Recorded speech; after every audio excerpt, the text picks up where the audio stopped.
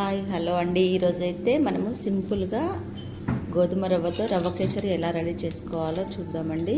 ముందుగా అయితే పాలు వేడి చేసుకుందాము. ఒక బాణీలో ఒక స్పూన్ నెయ్యి వేసుకొని డ్రై ఫ్రూట్స్ మనము ఫ్రై చేసుకుందామండి. ఫ్రై అయిన డ్రై ఫ్రూట్స్ని అయితే తీసి పక్కన పెట్టేసుకుందామండి. అదే నెయ్యిలో మనం ఒక కప్ అయితే గోధుమ రవ్వను తీసుకొని ఫ్రై చేసుకుందాము.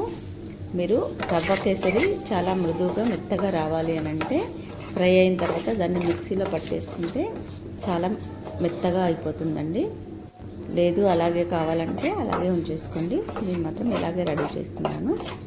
మనము దేవుడికి ప్రసాదాలు పెట్టాలి అని అంటే ముందుగా మనకు గుర్తు వచ్చేది రవ్వ కేసరి కదండి.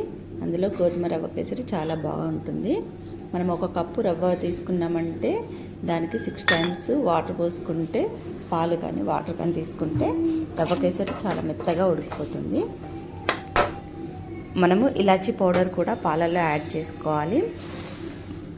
మరుగుతున్న పాలలో అయితే మనము ఫ్రై చేసి పెట్టుకున్న గోధుమ రవ్వని యాడ్ చేసుకోవాలండి.